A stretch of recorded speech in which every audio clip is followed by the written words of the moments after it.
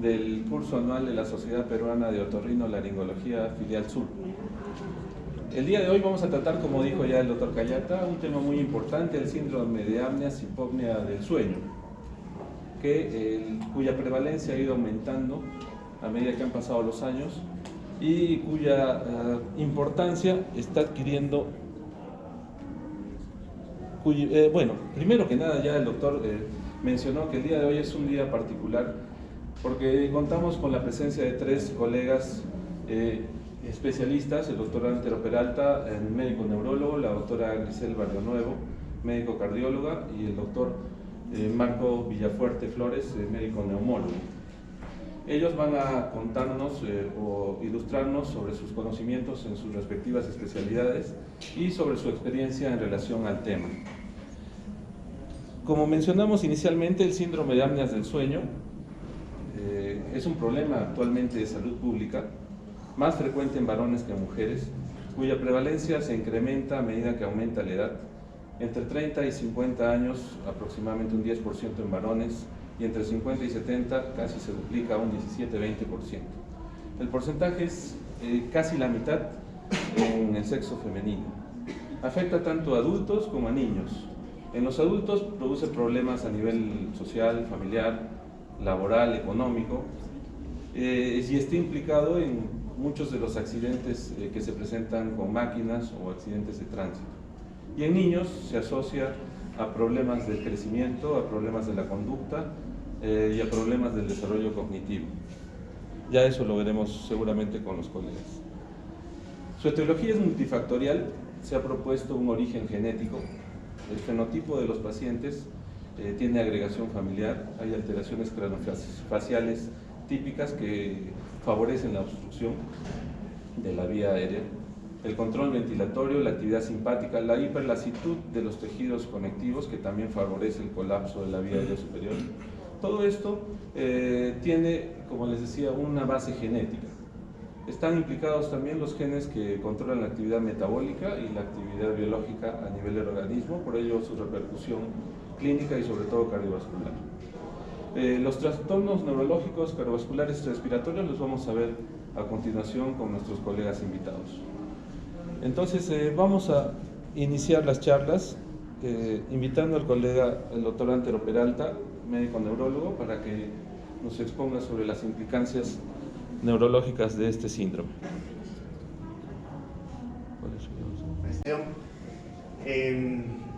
Para mí es un gusto poder dirigirme a tan distinguidos colegas para poder compartir un poco de la experiencia y de las ideas que manejamos respecto a este problema que, como decía el doctor Ancasi, es sumamente común tanto aquí en nuestro medio como en otras latitudes. Como evidentemente este es un problema que afecta a múltiples sistemas, probablemente nos repitamos un poco en los conceptos, así que bueno, pues por favor un poco de paciencia. Pero bueno, creo que debemos empezar haciendo una breve revisión de lo que son los conceptos en respecto a la función del sueño.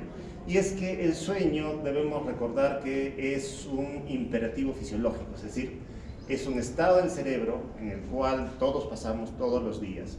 Debemos recordar pues, que es un estado de inconsciencia, entre comillas, en el cual hay unos comportamientos específicos y a los cuales o al cual regresamos cada día. Es un ciclo circadiano. Nosotros como seres humanos alternamos entre vigilia y sueño cada día durante toda nuestra vida. Pero a diferencia de lo que se pensaba antes, que era un estado pues simplemente de reposo, en realidad es un estado activo en algunos aspectos y con algunas funciones neurológicas específicas y que tiene conexiones químicas, conexiones neurológicas que hacen que funcione de esa manera. Y decía yo que es un imperativo fisiológico porque es tan importante como respirar. Es decir, nadie puede pasar sin dormir por un tiempo prolongado, porque llega un momento en que una persona o llega al sueño o en algunas enfermedades muere. Sin dormir, la persona tiene un deterioro severo de la salud. Y esto implica diferentes consecuencias que vamos a ver después.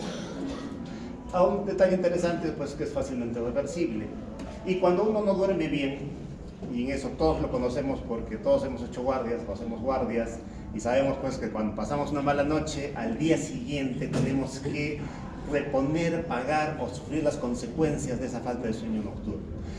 La falta de sueño provoca hipersomnia diurna, es decir, lo que no se duerme de noche tiene que dormirse de día en un determinado momento.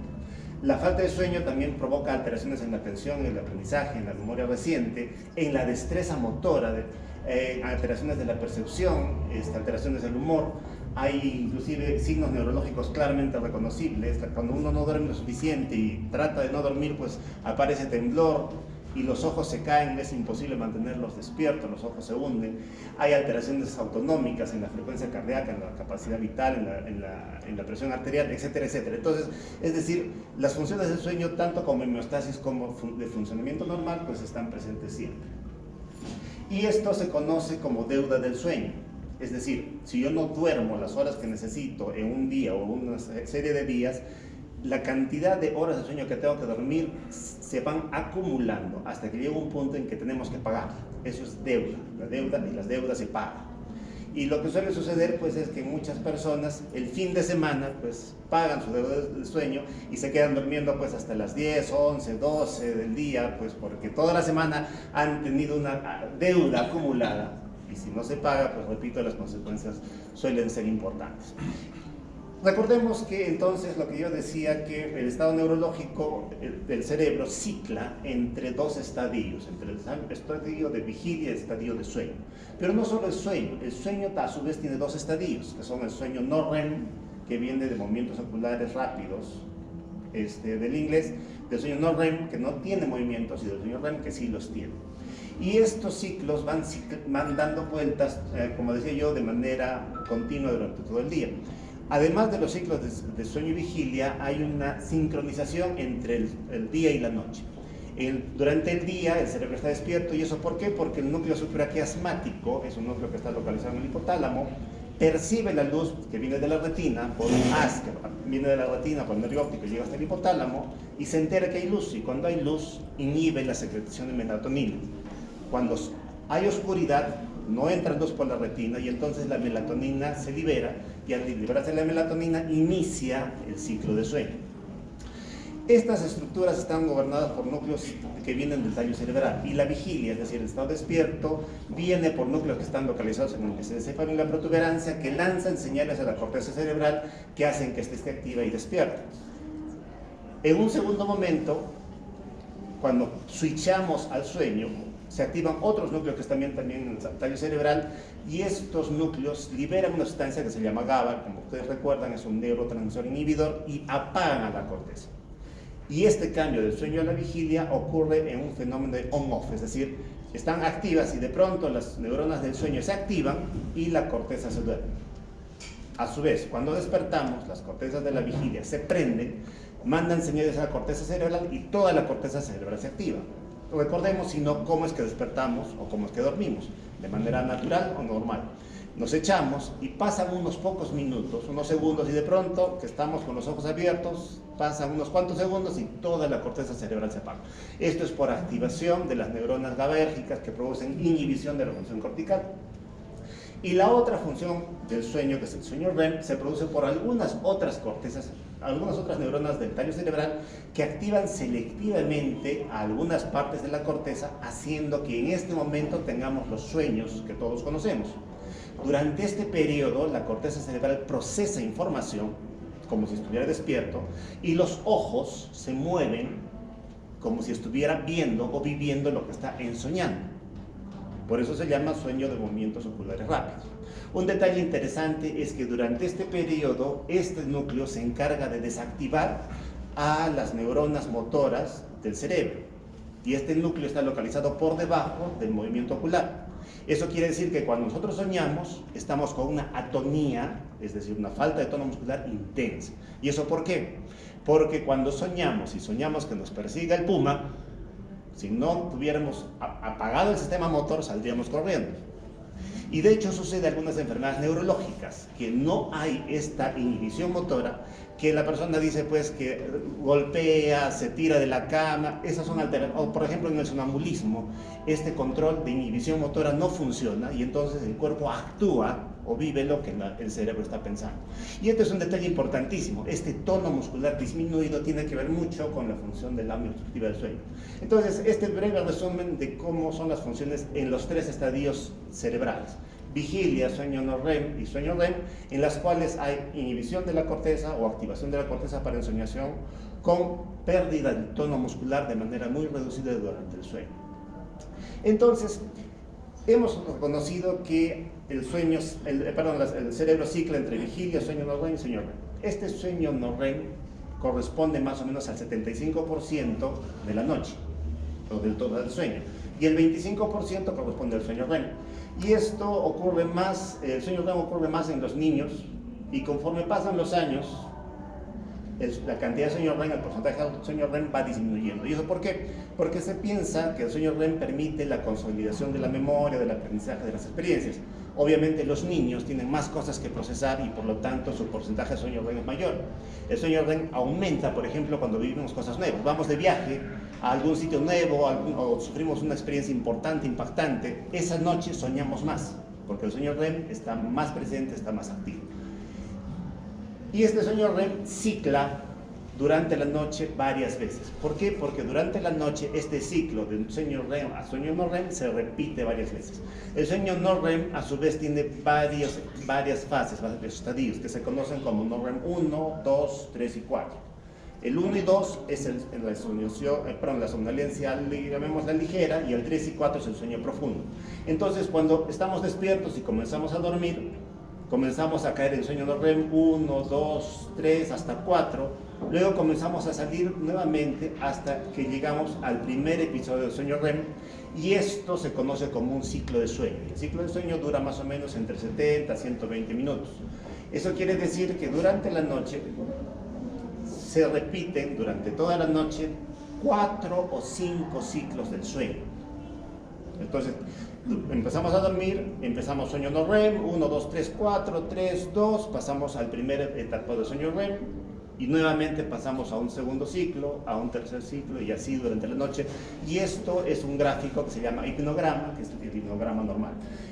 Esto indica una buena calidad de sueño, es decir, hay sueño reparador, hay sueño de aprendizaje, de consolidación de la memoria, y la persona despierta pues a las 6, 7 de la mañana con el sol, la luz entra, se prende nuestro sistema del haz retino hipotalámico y se apagan las funciones del sueño y la persona despierta. Ok, teniendo esto en mente, hablemos ahora un poco de la patología. La clasificación de los trastornos del sueño está recogida en esta clasificación internacional de trastornos del sueño número 3, que es del año 2014. Es la tercera actualización de la clasificación que viene del año 90. Y los trastornos del sueño están clasificados actualmente en 7 grupos, 7 tipos, 7 categorías de trastornos. De estos vamos a hablar solamente, evidentemente, de los trastornos respiratorios relacionados al sueño. Y esta es la lista de los trastornos respiratorios relacionados al sueño que está en la clasificación internacional. De esto, el más común de todos es el síndrome de apnea obstructiva, pero recordemos también que hay otros síndromes respiratorios que se producen durante el sueño. El síndrome de apnea central, que es una patología relativamente rara, de cual podemos hablar un poquito después. Los trastornos de hipoventilación relacionados con el sueño, trastornos del sueño relacionados con la hipoxemia. Esto lo solemos ver aquí en los turistas que vienen de países que viven al nivel del mar y vienen a Arequipa o van a Puno, y el primer día que llegan pues no pueden dormir porque hay hipoxia. Y algunas variantes normales que son solamente para mencionar, la ronquido y catatreo. Ok, hablemos de apnea obstructiva del sueño.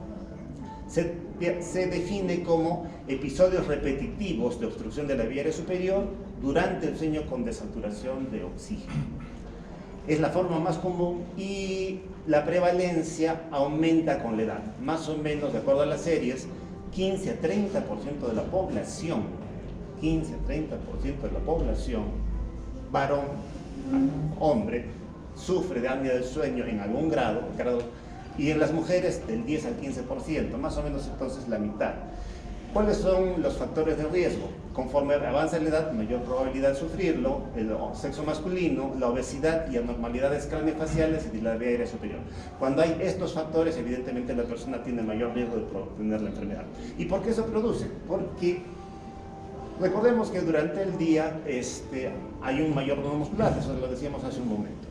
Cuando estamos activos, el tono muscular aumenta y está el músculo más tenso, más duro. Por lo tanto, cuando estamos de noche, hay hipotonía, y esta hipotonía también involucra a los músculos faringeos. Se caracteriza esta enfermedad, en primer lugar, por hipersomnolencia diurna, es decir, como no duerme de noche, tiene que dormir de día o se cabecea de día constantemente, sufre de sueño no reparador y generalmente, casi siempre, hay un ronquido que es bastante sonoro. De hecho, el primer paciente que tuvimos en el servicio con una sospecha obstructiva venía de Juliaca, era un varón de 50 y pico años que roncaba de tal manera que todo el piso se quejaba de que no los dejaba dormir. Todos los pacientes del piso se quejaban que no los dejaba dormir. Además, es un detalle importante que las apneas son presenciadas por el compañero de cama, por un observador. Esta persona se despierta con la sensación de asfixia o de jadeo. Obviamente tiene inquietud nocturna, se despierta frecuentemente. Durante el día sufre de falta de concentración, déficit cognitivo, cambios de humor, sufre de cefalea, tiene sueños vívidos y tiene nocturia. No sé si podremos escuchar. Sí podemos escuchar. Esta es el típica respiración del apnea obstructiva. La persona comienza a respirar.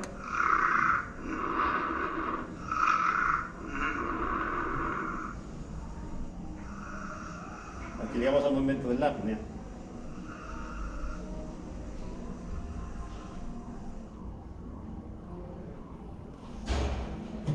Este es un paciente en estudio polisomnográfico, por cierto.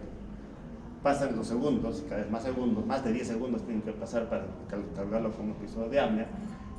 No sé si se llega a notar el esfuerzo ventilatorio que hace el paciente creciente, porque tiene que vencer la presión área superior hasta que consigue vencer la respiración y entra el aire nuevamente a la persona.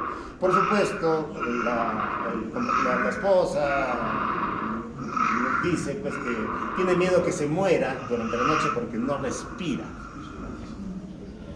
Entonces, decía yo que cuando está despierto, a pesar que hay vía aérea estrecha, hay compensación neuromuscular y no alcanza a producirse la obstrucción de la vía aérea, pero cuando se inicia el sueño, se pierde este control neuromuscular, se produce disminución del tono, se produce disminución de la actividad muscular y se produce colapso de la vía aérea. Este colapso de la vía aérea provoca el apnea provoca hipoxia e hipercapnia, que a su vez provoca incremento del esfuerzo ventilatorio y esto hace que la persona se tenga que despertar. Como el sistema nervioso está tratando de vencer la respiración, hay una activación simpática y hay una activación cortical que hace que la persona deje de dormir para despertarse, para que el tono muscular pueda incrementarse y se pueda vencer el aumento de la presión de la vía aérea superior. Por lo tanto, en ese momento se restaura la actividad muscular, la vía aérea se abre, se produce la compensación por hiperventilación para bajar el PCO2, para aumentar un poco el PO2, y luego nuevamente la persona, como está durmiendo, tiende a caer en el sueño y repetimos el ciclo X veces durante la noche.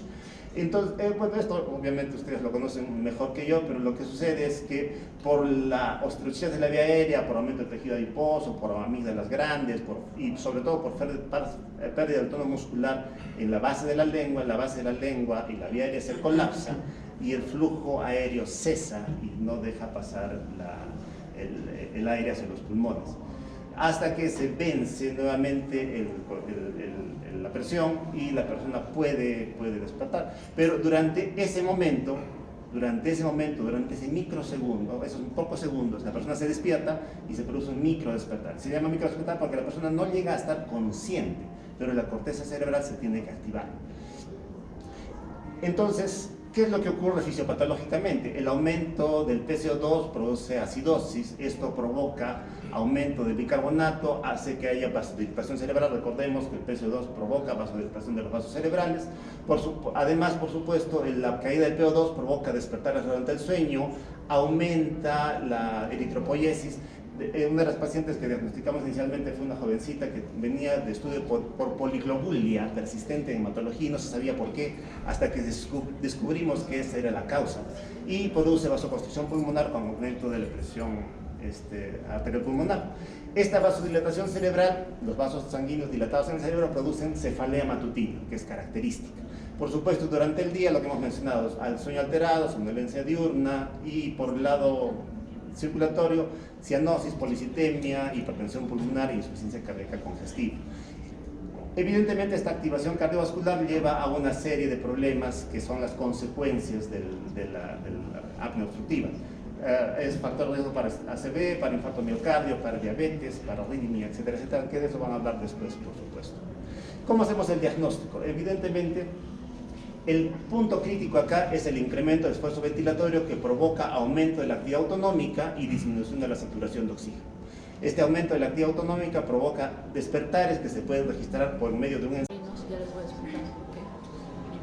En el último año tuvimos un pequeño problema personal con mi hijo debido a este síndrome. Y la verdad que tuve un apoyo impresionante del servicio de otorrino del hospital. Y quería solamente mostrarles algunas cosas y hablarles un poco de los efectos cardiovasculares que son importantísimos del síndrome de apnea obstructiva del sueño. Bueno, el doctor Peralta ha sido bastante claro dar las definiciones sobre el síndrome de apnea obstructiva del sueño. En niños tiene una frecuencia más o menos de 2 al 3%, que es bastante alta. Obviamente es una oclusión intermitente, parcial o compleja de la vía aérea superior durante el sueño que produce una alteración del intercambio gaseoso, frecuentes microdespertares y alteraciones de la arquitectura del sueño, como ya hemos visto. Hay diferentes causas, se atribuye a un factor genético también. En niños obviamente la causa difiere un poco de los adultos, ¿no? Predominan las hipertrofias adenotonsilares y en algunos niños se asocia esta a obesidad. Y en adultas es mucho más frecuente las causas metabólicas de obesidad, se invierte un poco las prevalencias. Bueno, los síntomas: ronquidos, apneas presenciales, posturas anómalas al dormir, sueño inquieto, terrores nocturnos, enuresis, sudoración nocturno, respiración bucal, hiperactividad, déficit de atención, disminución del rendimiento escolar, alteraciones de la conducta, cefalea matinal, sequedad bucal, retraso pontoestatural. ¿Cuáles son las consecuencias cardiovasculares? Se ha demostrado que el síndrome de apnea obstructiva del sueño, tanto en adultos como en niños, está asociado a un gran incremento del riesgo cardiovascular. El desarrollo de hipoxemia y de microdespertares recurrentes produce también un cambio en la presión intratorácica, desencadenaría una serie de respuestas como un aumento en el estrés oxidativo, activación de la cascada de inflamación sistémica, disfunción endotelial y activación simpática. Este es un estudio que se hizo, que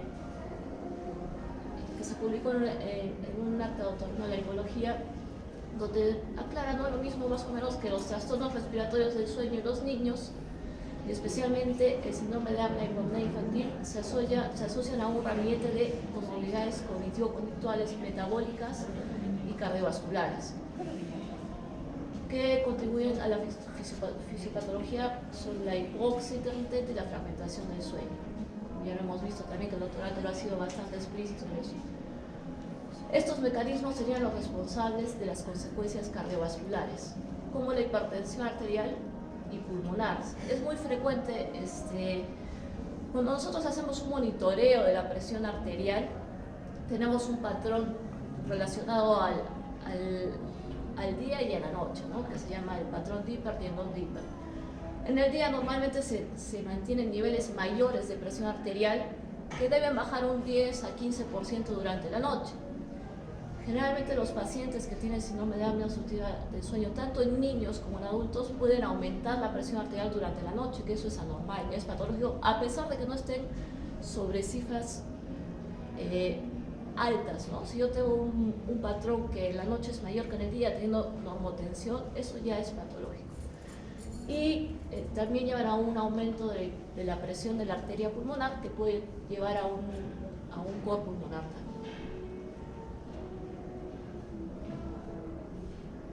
También se produce una disfunción del sistema autonómico. Las alteraciones del sistema autonómico que llevan a un aumento de la descarga simpática,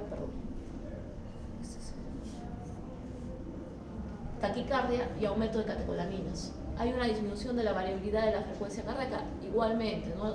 Nosotros tenemos un ritmo circadiano, la frecuencia cardíaca. En el día aumenta y en la noche disminuye. Esto es más en niños, ¿no? Porque en adultos hay algunos patrones distintos. La frecuencia cardíaca, por haber un aumento de la descarga simpática y las catecolaminas, produce taquicardia, incluso puede producir algún tipo de arritmias. Hay un aumento de la resistencia vascular sistémica y reducción del tono vagal. En la noche normalmente nosotros tenemos bradicardia, ¿no? Incluso las frecuencias cardíacas pueden bajar mucho más de lo normal y eso no es patológico. Un poco lo mismo, ¿no? Las alteraciones autonómicas y la disfunción endotelial en el apnea obstructiva en niños, ¿no? Que a veces uno piensa que en niños no hay tantas alteraciones, pero sí son importantes. ¿Son los niños vulnerables? Sí, ¿no? Este es un estudio más o menos para redondear un poco lo de la presión arterial, ¿no? Y de la frecuencia cardíaca, que aumenta los latidos en el sueño no REM y en el sueño REM también aumentan en menor proporción, ¿no? Y hay alteraciones en los monitoreos de presión arterial que se producen también en niños, lo cual nos hablaría que los problemas cardiovasculares empiezan en los niños y sobre todo en el contexto de una apnea del sueño, ¿no? O sea que no solamente es una patología que afecta a los adultos, porque uno piensa más hipertensión arterial, hipertensión pulmonar, corpulmonar, insuficiencia cardíaca, lo relaciona más en pacientes adultos, ¿no? Pero en los niños también se ha visto que producen muchas alteraciones cardiovasculares. Bueno, la disfunción autonómica parece ser la causa del incremento del tono arterial y la consecuente aparición de la hipertensión arterial. También se producen alteraciones electromecánicas que mejoran en algunos pacientes que se ha hecho cirugía de adenotonsillar, de hipertrofia de adenoides y de amígdalas, que post cirugía hay una mejoría. Entonces es importante. Como hay un incremento de la presión de la arteria pulmonar, sería importante realizar un ecocardiograma en todos los niños que se sospecha de apnea obstructiva del sueño. Y en algunos estudios se ha visto que la hipertensión pulmonar revierte después de la cirugía, unos 6 meses después aproximadamente. Igual estos son marcadores de la función cardíaca que mejoran después de una cirugía correctiva. Otro componente importante es la disfunción endotelial. Sumado a los cambios del sistema nervioso autonómico, aumenta la cascada inflamatoria sistémica, produciendo daño estructural y funcional del endotelio. La asociación de obesidad con síndrome obstructivo del sueño amplificaría estas respuestas inflamatorias sistémicas y la expresión de factores proaterogénicos, potenciando de esta manera el daño endotelial, ¿no? La obesidad de por sí tiene un factor de riesgo adicional.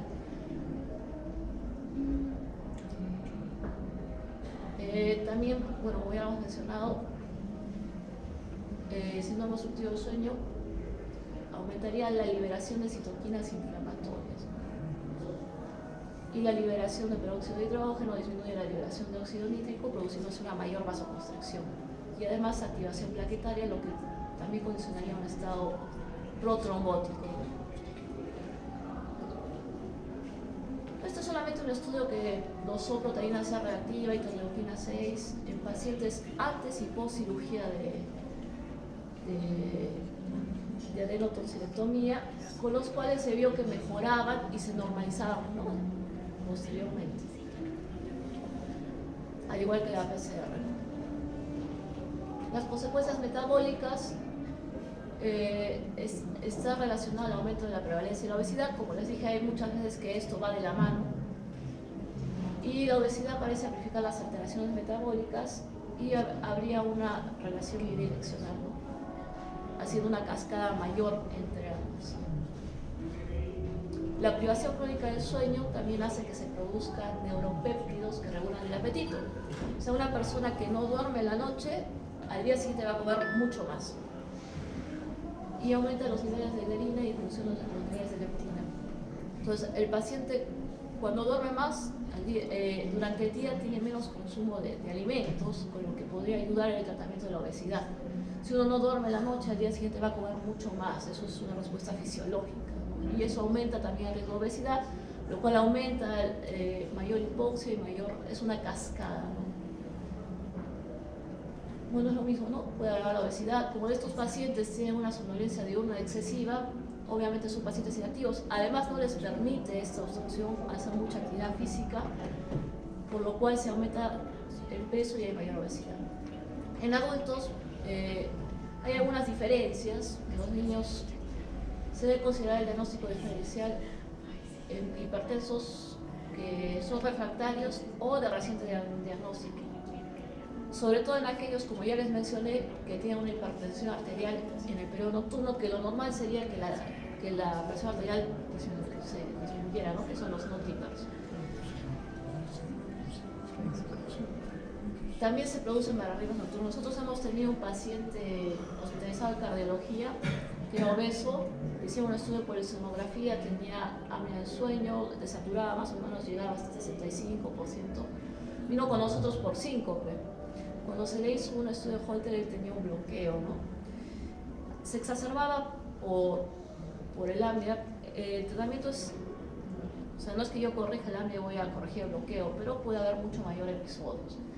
Y además él era un hipertenso de difícil manejo. Mientras estuvo hospitalizado, la hipertensión fue fácil manejarla, incluso se bajó la dosis de medicamentos porque estuvo con oxígeno. Él tenía indicación de CPAP, pero no quería recibirla, ¿no? Él se rehusaba al tratamiento. Estaba con megadosis de antihipertensivos, se le tuvo que suspender la medicación. Entonces es importante la influencia de la obstrucción respiratoria en estas patologías. Cuando hay un paciente con un episodio de cerebrovascular o cardiovascular, debe investigarse y debe pensarse en una obstructiva del sueño. El síndrome metabólico es un conjunto de factores de enfermedad cardiovascular, ¿no? Que se caracteriza por obesidad, hipertensión arterial, hipertrigliceridemia, resistencia a la insulina, disminución del colesterol HDL. Y se ha propuesto, es tan importante el apnea obstructiva del sueño en las alteraciones metabólicas, que la sumatoria de apnea obstructiva del sueño se llamaría como síndrome Z. Entonces, siempre hay que pensar en síndrome obstructivo del sueño cuando tenemos un síndrome metabólico. La apnea obstructiva del sueño es un mecanismo para la hiperinsulinemia y resistencia a la insulina. Entonces, y esto a su vez también altera los patrones respiratorios. Entonces, todo paciente obeso, diabético debe ser tratado y además pensarse en la apnea obstructiva del sueño.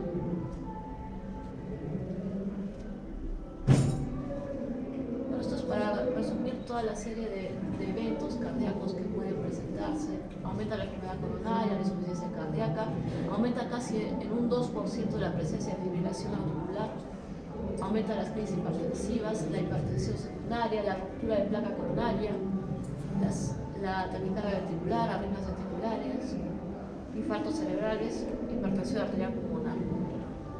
Y también tiene consecuencias muy importantes a nivel metabólico.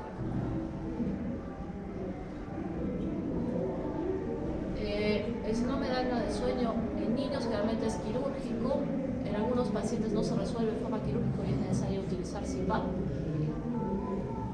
Y en adultos, lo más frecuente es que se utilice CPAP, lo menos frecuente son trastornos obstructivos mecánicos, ¿no? Si no se trata, el paciente no va a mejorar de todos estos cuadros que hemos mencionado. Entonces es importante el tratamiento de estos pacientes para mejorar todos los eventos cardiovasculares. Bueno, como ya lo mencioné, la fibrilación auricular aumenta en los pacientes con apnea del sueño en un 2.8%. Se ha observado asistolia hasta de 9 segundos de duración en el sueño REM. En pacientes que no tienen ninguna alteración cardiovascular asociada y podrían explicar solamente por este síndrome la causa de muerte súbita. Entonces es importante tratar a estos pacientes. Quería mostrarles Bueno, así como el doctor Altero nos ha mostrado un caso clínico, yo también tengo un caso clínico.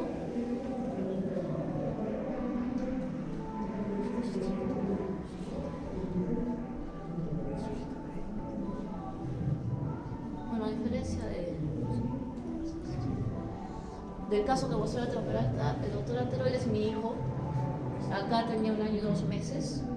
Esta es su radiografía, una hipertrofia de amígdalas y adenoides importante, catalogada 4/4. Ustedes saben mucho más de eso que yo. Este es un video, no sé si lo carga. A ver si se escucha.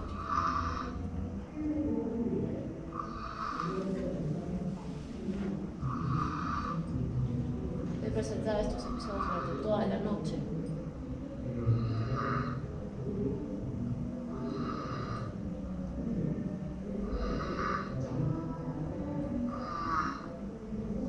Como ves, son ronquidos bastante audibles, ¿no? Con un esfuerzo respiratorio bien marcado. Hay otro que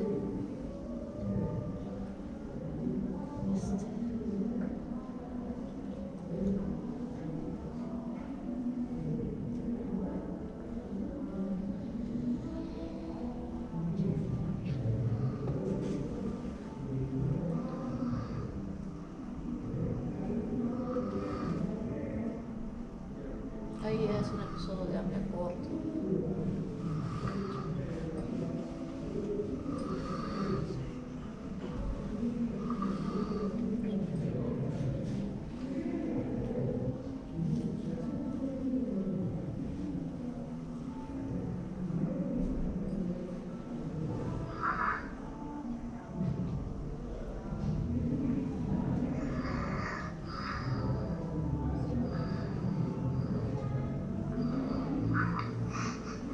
Ahí se despierta, ¿no? Porque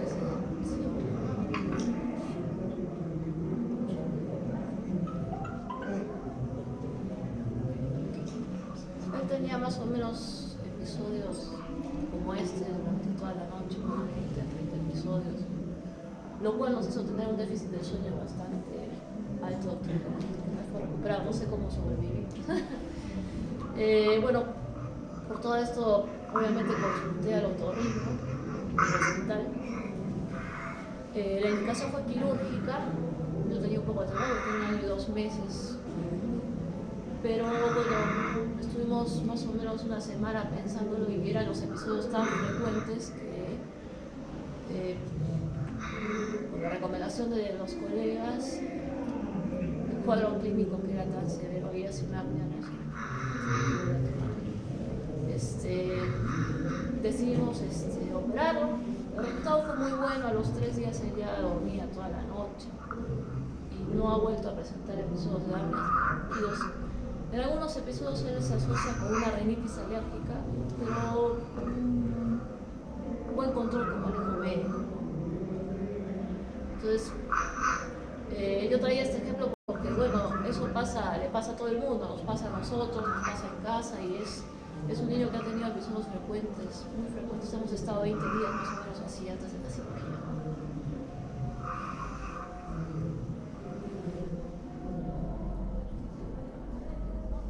Ahí está ahora. Está muy bien, su crecimiento, su desarrollo ha sido bueno. En el día tampoco hacía mucha actividad porque incluso tenía horas de anemia. Y como les dije, yo tengo un agradecimiento inmenso al servicio de otorrino porque nos han apoyado muchísimo en el caso de mi hijo. Mi hijo ha tenido un desarrollo normal, ¿no? Y ha sido realmente la respuesta muy positiva. Entonces yo creo que a veces se subestima esto, porque yo conversaba con los pediatras y muchas veces se prolonga el tratamiento quirúrgico de estos pacientes. Y como verán, las consecuencias cardiovasculares no solamente son en adultos, sino en niños. Incluso estos cambios que se producen son a largo plazo y conllevan a enfermedades cardiovasculares precoces en pacientes adultos jóvenes o enfermedades metabólicas que hacen un círculo vicioso, ¿no? Porque el obeso que tiene hipertrofia de amígdalas va a ser más obeso, más resistencia a la insulina, más síndrome metabólico, más apnea del sueño porque aumenta el depósito graso a nivel de los músculos respiratorios. Bueno, y muchas gracias por invitarme. invitación y yo siempre estaré agradecido con los otorrinos. Ya se han tocado muchos de los temas que yo voy a hablar. Agradecer a la Sociedad de Otorrinolaringología, filial Arequipa, por invitarme a ser partícipe de este tema. Vamos a ir pasando rápido las diapositivas. Obviamente las consecuencias, ¿no?, que es la excesiva somnolencia diurna y el riesgo de accidente de tránsito. Varios estudios han publicado sobre el riesgo de accidente de tránsito. Se habla de hasta 7 veces el riesgo de accidente de tránsito en pacientes que tienen apnea del sueño versus pacientes que no tienen este trastorno del sueño. Uno de ellos, por ejemplo, es la publicación de mi maestro, el doctor Joaquín Terán, publicado en New England Journal en el año 99, con un odds ratio de 6,3, o sea, 6 veces el riesgo de accidente de tránsito en pacientes con apnea del sueño. Esto es como voy a hablar principalmente en el tema de adultos, este es el factor de riesgo principal, la obesidad. Miren la resonancia magnética de una persona obesa con respecto a una persona normal. Miren la vía aérea superior. El diámetro transverso está reducido en una persona obesa por el depósito de grasa en los tejidos blandos, como pues en la base de la lengua, en los músculos del paladar, etc. Eso por la acumulación de depósito de grasa. Por eso está reducido, la vía aérea superior tiende a ser pequeña en los obesos, principalmente el diámetro transverso. Otro factor que explica que este diámetro esté reducido es que los obesos tienden a hacer volúmenes pulmonares pequeños por la restricción estratoráxica, el aumento del volumen de la presión intraabdominal sobre la cavidad torácica, y hay conexión entre la vía aérea inferior, hablamos de los pulmones, con el tamaño de la vía aérea superior. Al ser los volúmenes pulmonares pequeños, influye en este diámetro, que también sea reducido. De la epidemiología no voy a hablar más, ya se ha hablado bastante, es más frecuente en los hombres, y que cada vez está aumentando la prevalencia de este trastorno. Esto se debe fundamentalmente a la epidemia de la obesidad. Cada vez hay más obesidad y por lo tanto esto ya se convierte en un problema de salud pública. Las consecuencias ya se han mencionado, pero ¿cómo diagnosticamos un paciente que tenga apnea del sueño?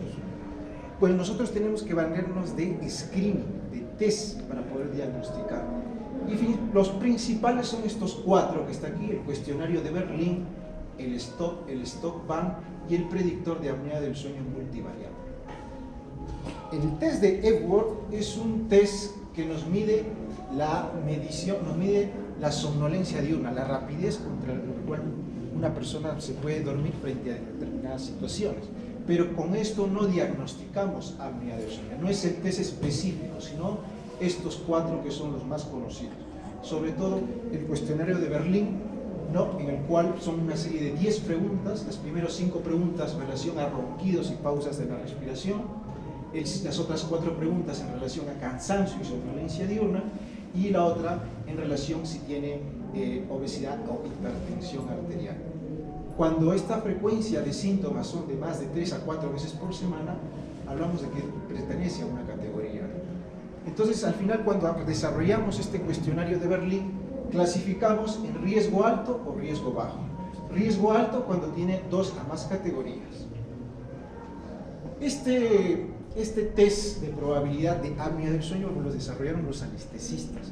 Los anestesiólogos, cuando llegaban los pacientes para operar, ya sea por motivos de traumatología, problemas digestivos o de tipo cardiovascular, se vieron ellos en la necesidad de realizar un screening rápido y sencillo para ver si este paciente se nos puede complicar, ¿no?, el riesgo de apnea del sueño en el postoperatorio inmediato.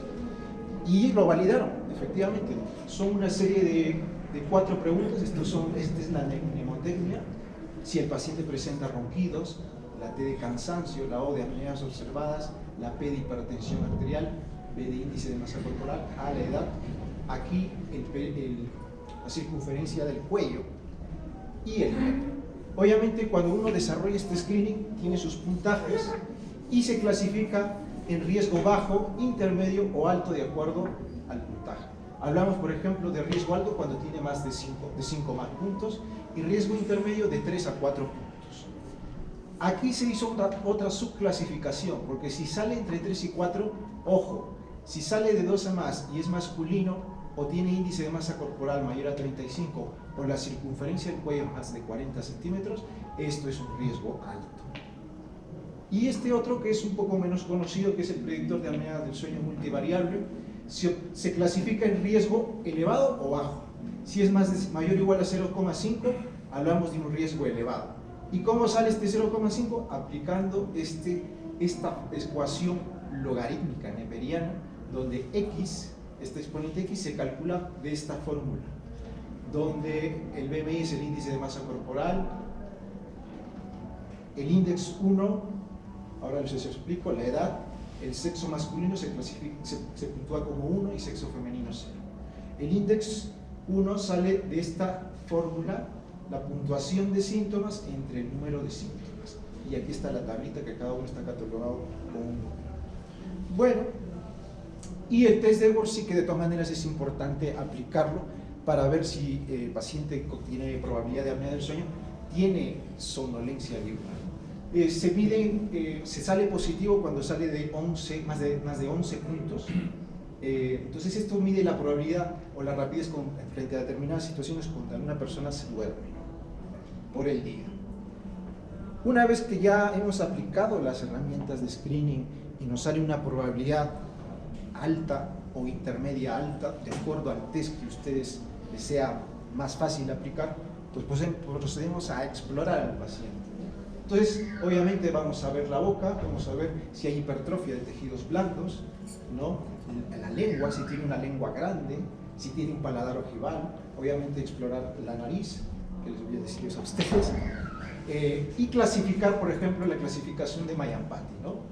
Obviamente, el grado 3, la clase 3 o 4, no necesariamente va a indicar de que tenga a mayor grado de Mayampati, mayor gravedad del sueño. No hay correlación entre a mayor clasificación de Mayampati con el grado de severidad de la apnea del sueño, pero sí nos va a servir como una referencia. No solamente eso, ya les mencioné, hay que medir, coger una cinta métrica y medir el perímetro del cuello.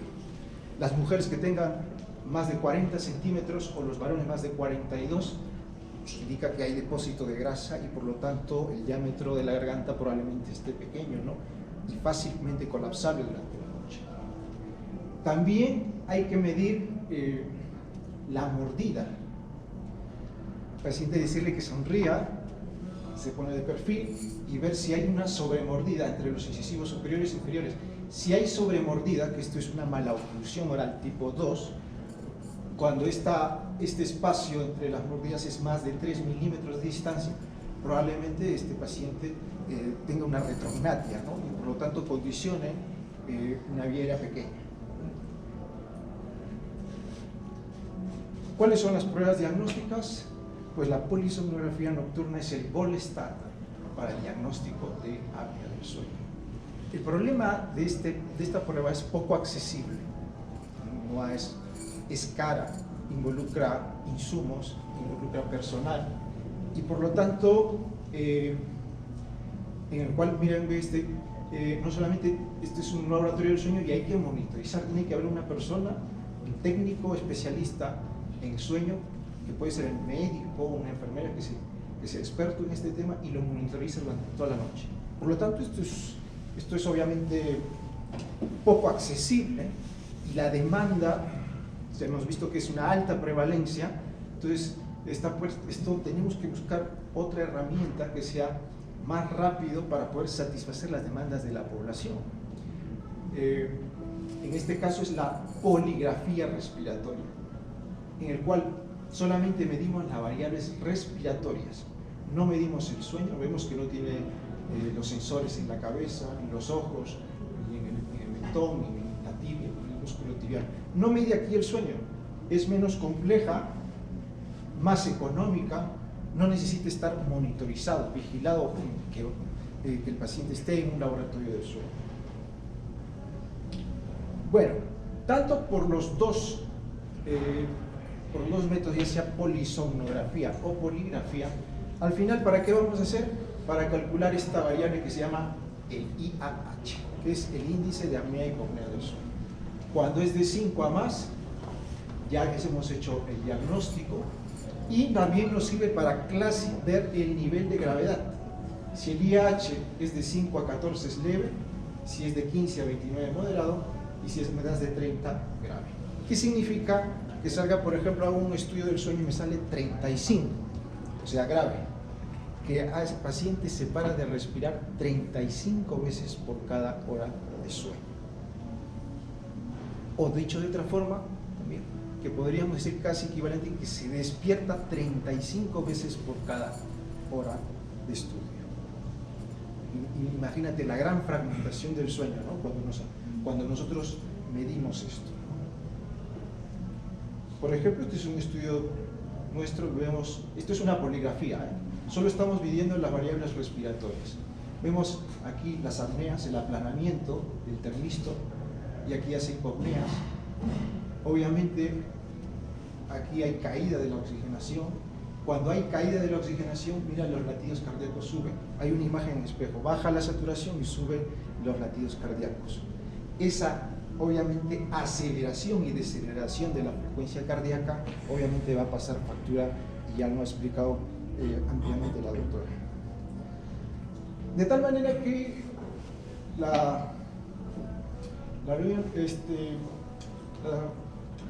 los dispositivos para diagnosticar la apnea del sueño son 4 tipos de monitores, ¿no? Para hacer el diagnóstico. Se ha clasificado así. El gold estándar, el tipo 1, es la polisomnografía vigilada, es decir, en un laboratorio del sueño, ¿no? Con una videocámara y todo. La tipo 2 es la polisomnografía que no es vigilada, que se ha hecho en su casa. Va el técnico, le coloca los sensores y se retira. Al día siguiente puede venir, le quita los sensores, no es vigilada. Eso es tipo 2. La tipo 3 es la poligrafía respiratoria y la tipo 4 es solamente pulsioximetría. Obviamente, si estamos en un medio en el cual no tenemos ni poligrafía ni polisomnografía, pues más o menos para uno pueda tener una aproximación diagnóstica, te vas a valer solamente de la pulsioximetría nocturna. Si no tenemos, pero obviamente algo ayuda. La sensibilidad de la poligrafía respiratoria del monitor tipo 3 es una sensibilidad bastante alta. Por lo tanto, sí está validado para poder hacer diagnóstico de apnea del sueño. Bueno, aquí cuáles son las recomendaciones. Aquí en el Journal of Clinical Sleep Medicine. Si el paciente tiene si tiene sospecha de apnea del sueño, pero solo trastorno respiratorio del sueño, y de acuerdo a la probabilidad pretest de las herramientas de screening que hemos usado, nos sale una probabilidad intermedia o alta, suficiente hacer poligrafía respiratoria. No es necesario hacer polisomnografía e irse a lo más caro.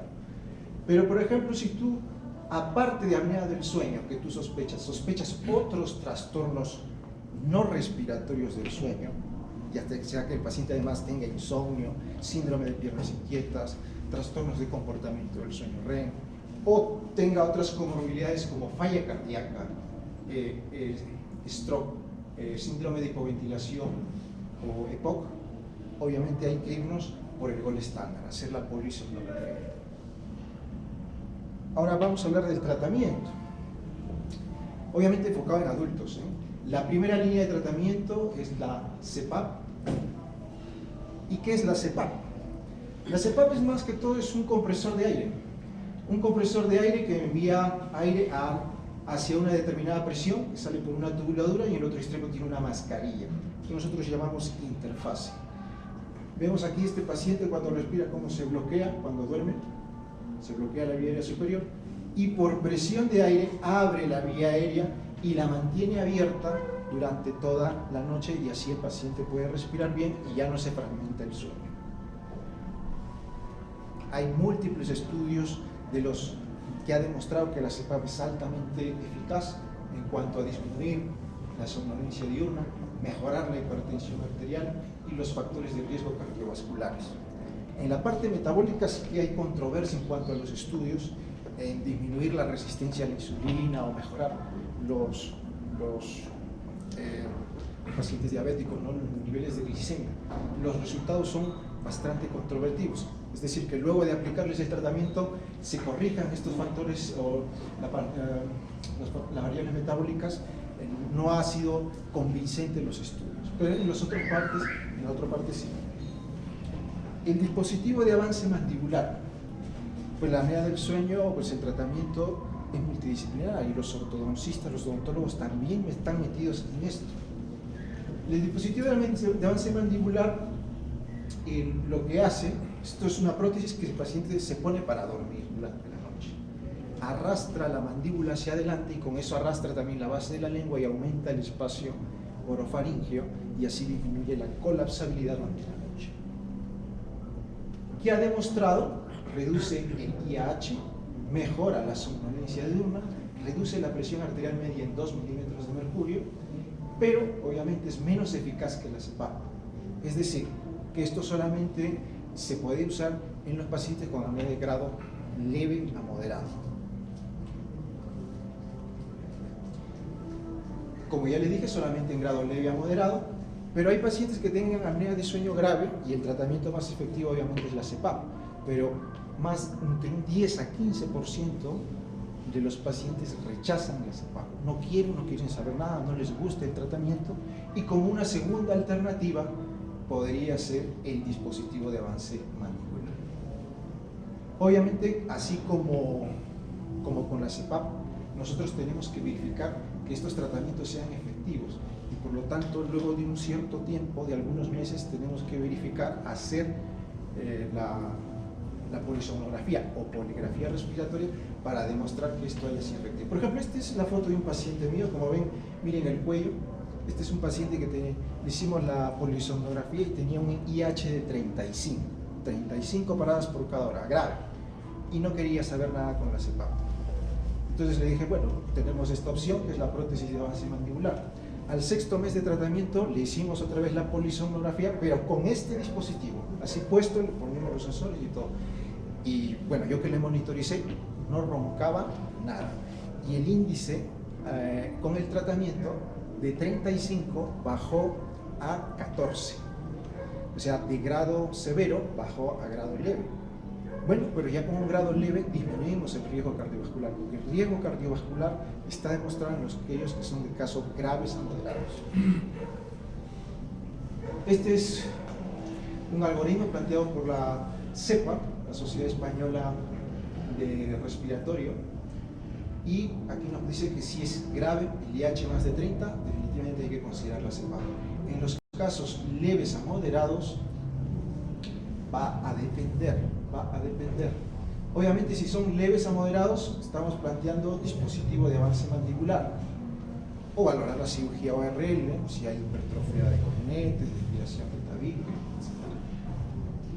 Pero si sale un grado moderado, el paciente tiene excesiva somnolencia diurna o tiene comorbilidad cardiovascular, hay que ir al mejor tratamiento, que es la CEPA.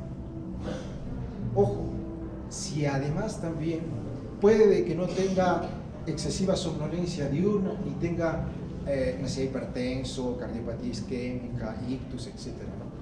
Pero si la ocupación, si este paciente es conductor profesional, por más que sea moderado, hay que recomendar tratamiento con CEPAP, el más eficaz. Esto es un estudio del paciente joven, un sobrepeso, que tenía síntomas, ¿no? Una probabilidad intermedia de apnea del sueño. Le hicimos el estudio, la poligrafía, y veamos que este de aquí, estos son los latidos, estos son la saturación de oxígeno, esta es la posición corporal.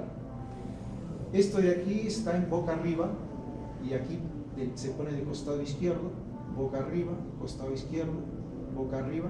Por aquí en este lado se pone de costado derecho.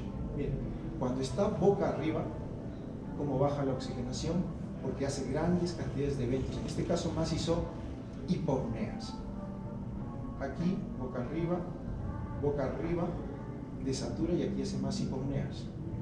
Por aquí también, miren, boca arriba y aquí hace más hipopneas, desatura.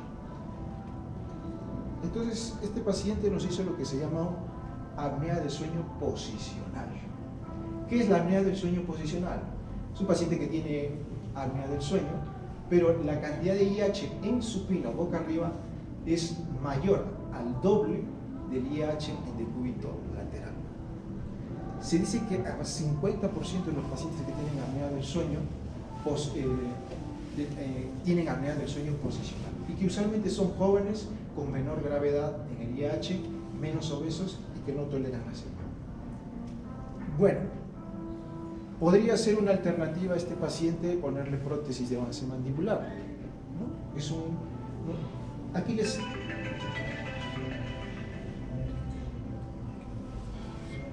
les muestro el consolidado de este paciente. ¿Cuándo salió el índice IH? 28,4, o sea, un grado moderado.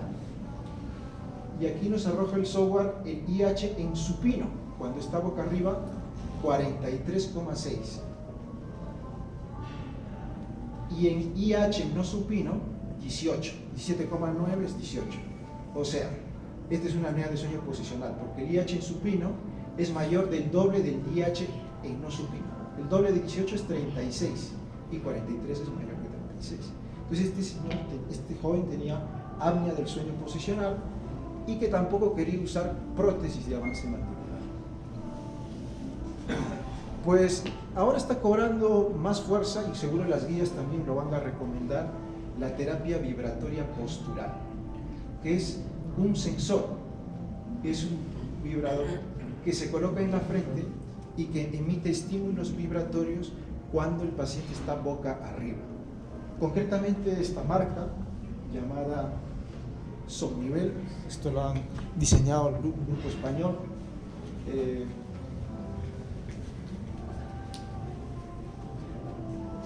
es esto, que tiene una pegatina, se aprieta aquí, se quita la pegatina y se pega en la frente para dormir. Esto tiene un cargador, lo cargas antes de dormir, como el celular, 1 hora más o menos, y cada noche previo antes de dormir hay que dejarlo cargado para poder usarlo. ¿Esto qué hace? Pues como les digo, disminuye el tiempo de sueño que estés boca arriba, te pone más de costado, te emite 4 niveles de estímulo vibratorio, es decir, uno está boca arriba, te emite un estímulo vibratorio, si tú pasa 1 minuto y sigues estando boca arriba, sube a nivel de intensidad 2 y así hasta 4 niveles de intensidad. La pregunta es, si al emitir el estímulo vibratorio le despierta, porque no tendría chiste el tratamiento si te despierta, porque ya te fragmenta el sueño, no hacemos nada. Pues los estudios han demostrado, y se les han hecho polisomnografía con esto, en el cual no produce arousals, ¿no? Los microdespertares que hablaba el doctor, de tal manera que no fragmenta el sueño. Y además esto tiene un software, o sea que yo se lo doy al paciente y luego de unos días me lo trae para ver si este tratamiento es efectivo, y yo lo descargo y veo qué es lo que me arroja. Por ejemplo, aquí tenemos la posición, aquí ha empezado a dormir obviamente boca arriba, y aquí se ha puesto de costado derecho, un ratito se puso boca arriba y le emitió una potencia vibratoria de grado 1. Otra vez se pone de costado derecho, aquí se pone boca arriba y le emite una potencia vibratoria, y aquí se pone de costado izquierdo. Como ves, lo que está en esta línea es cuando está boca arriba, no dura nada. Aquí, como aquí permanecía mucho tiempo boca arriba, ha subido el nivel de potencia vibratoria hasta grado 4. Incluso le ha despertado, porque este es el grado de actividad. Es posiblemente que se haya movido, le haya despertado un poco. Pero por lo demás, miren, el tiempo de boca arriba prácticamente lo ha reducido. Y al reducir el tiempo boca arriba, obviamente disminuimos las pausas respiratorias y mejora la oxigenación. Y este dispositivo ha sido demostrado, ha sido publicado en Respiratory Medicine, y que ha sido altamente eficaz, pero solo se recomienda en aquellos pacientes que sean posicionales y de grado leve a moderado. Ahora, el problema de la CPAP, que es el tratamiento de elección, sobre todo en los grados moderados a severos, tiene el problema, la dificultad de la adherencia. Es decir, conforme pasa el tiempo, los pacientes dejan de usarlo. Al segundo año de tratamiento, la adherencia es de un 90%, al tercer año de un 80%, al cuarto año la adherencia de los pacientes es del 70%, o sea, el 30% de los pacientes han dejado de usar la CEPAP a los 4 años de tratamiento. O que simplemente son pacientes graves y que rechazan o no toleran la CEPAP. Entonces, esta es una nueva alternativa de tratamiento, que es la neuroestimulación de la vía aérea superior. El principal músculo dilator de la vía aérea superior es el geniogloso, que está inervado por el hipogloso. En otras palabras, este es un marcapaso para el geniogloso. ¿Qué hace que cuando este es un marcapaso se coloca, tenemos un sensor que va a medir la actividad de los músculos intercostales a nivel del cuarto espacio intercostal. Entonces, cuando uno duerme, ronca, hace esfuerzos respiratorios, hay tono muscular, en este caso en músculos intercostales, entonces el aparato va a detectar que hay actividad de la contracción de estos músculos y le envía la señal estimulatoria al nervio hipogloso para que se contraiga el geniogloso y aumente el tono y se dilate la vía aérea superior. Este estudio ha sido publicado en el New England Journal en el 2014 y fueron realizados en pacientes con IH, con apnea de sueño moderado grave, con una media de IH de 29, que tenían sobrepeso y obesidad, que no toleraban o rechazaban el tratamiento, y al final redujo el IH de 29 a 9, es decir, a grado leve. Ya con eso disminuimos el riesgo cardiovascular. Obviamente hay unos efectos adversos. Hay veces se despiertan, algunos pacientes se despertaban con dolor en la punta de la lengua, porque por otuir la lengua atacaba y con el roce de los incisivos pues se despertaban con dolor en la punta de la lengua. Y ya sé que el doctor supongamente habla sobre tratamiento a nivel de la cirugía en la vía aérea superior. Yo sí quiero comentar un poco esto de la cirugía bariátrica, ¿no? Fundamentalmente en aquellos pacientes con obesidad mórbida o los súper obesos con IMC más de 50. Obviamente sí que en estos pacientes la cirugía bariátrica sería otra alternativa para poder tratar la apnea del sueño, ¿no? Hay varios tipos de cirugía bariátrica, la manga gástrica, la más efectiva es la derivación pilopancreática con gastrectomía en Y de Rux. Obviamente ese tipo de cirugía es más efectiva, pero también con mayores riesgos postquirúrgicos, ¿no? ¿Cuál es la evidencia en cuanto a la cirugía bariátrica y la apnea del sueño, ¿no? Sí que ha mejorado el IH, pero en algunos pacientes no ha sido curativa, pero ha reducido bastante el nivel de gravedad. Ahora, cuando nosotros, y esto se hace en España, los cirujanos especialistas en cirugía bariátrica, antes de hacer el procedimiento, nos lo derivan a nosotros, a la unidad del sueño, para que empiece ya el tratamiento con la CEPAP. Por lo menos 3 meses antes de la cirugía, el paciente ya debe empezar el tratamiento con CEPAP y debe llevar la máquina de la CEPAP en el momento de la cirugía, porque en el posoperatorio inmediato, los altos riesgos de complicaciones de tipo cardiorrespiratorias. Entonces, se debe usar en el posoperatorio inmediato y no se debe suspender hasta por lo menos 1 año, donde se produce la máxima reducción del peso. Y debemos hacer la polisomnografía antes de decidir retirar la CEPAP, verificando de que el tratamiento haya sido efectivo. Bueno, y para terminar, como conclusión, la apnea del sueño es un trastorno con una alta prevalencia, la obesidad es el factor de riesgo más importante, la polisomnografía, poligrafía es necesario para el diagnóstico y verificación de la eficacia del tratamiento, el manejo es multidisciplinar con múltiples opciones de tratamiento, en adultos la CEPAP es la principal línea de tratamiento. Muchas gracias. Cefalograma y esta alteración autonómica de la saturación se registran por medio de un electrocardiograma y una oximetría. Y para esto utilizamos la herramienta que se llama polisomnografía. La polisomnografía no es otra cosa que usar un encefalógrafo que además permite registrar otras variables fisiológicas, por eso viene poli. Somnografía porque es el estudio del sueño. Y entonces se utilizan electrodos corticales para medir el electroencefalograma y poder determinar en qué parte del sueño está la persona. Se usan electrodos en los músculos para ver qué tanto el tono muscular está presente o no. Se usan electrodos en la entrada de la nariz y de la boca para medir el flujo del aire. Registramos lo que entra y lo que sale. Utilizamos unas bandas a nivel torácico y abdominal para medir el movimiento de la caja torácica y esto registrarlo durante el trazado. Finalmente, la saturación de oxígeno y electrocardiograma de manera simultánea. Entonces, cuando nosotros vemos un trazado polisomnográfico, lo que hacemos es hacer una serie de pasos que nos permiten identificar cuáles son los factores que están presentes en una determinada persona.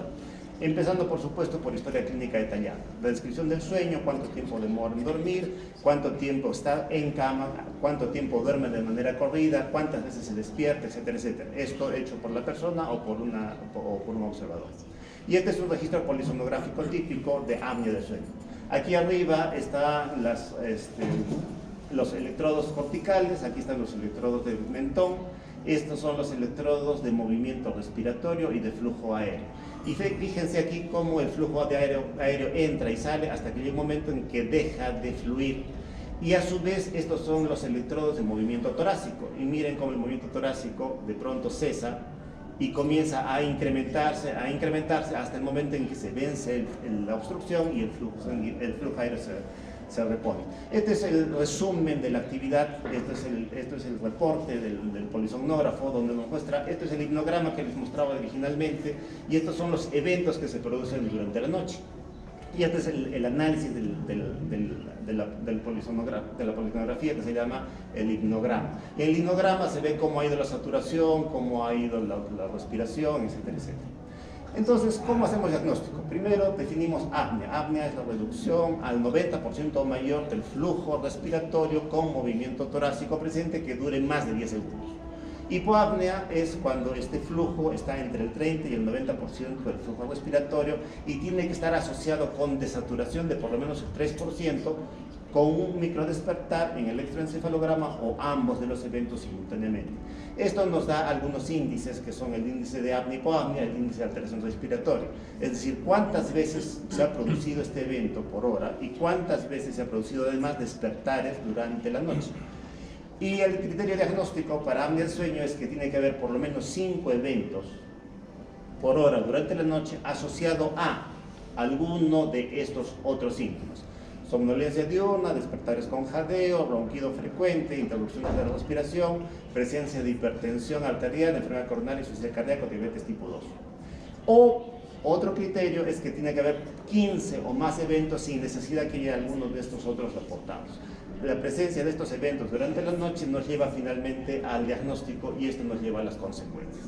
Y aquí las consecuencias son cardiovasculares, endocrinológicas y neurológicas. De eso hablemos rápidamente para determinar de los efectos neurológicos. Los efectos neurológicos se caracterizan por hipersomnolencia diurna y mala calidad de sueño. Y entonces recordemos aquí cómo es un hipnograma normal de una persona que está sana, que no tiene ningún problema, tiene su estadio sueño no REM, sueño REM, que va ciclando tranquilamente y al final de la noche se despierta. Y este es un hipnograma de una persona que tiene apnea obstructiva.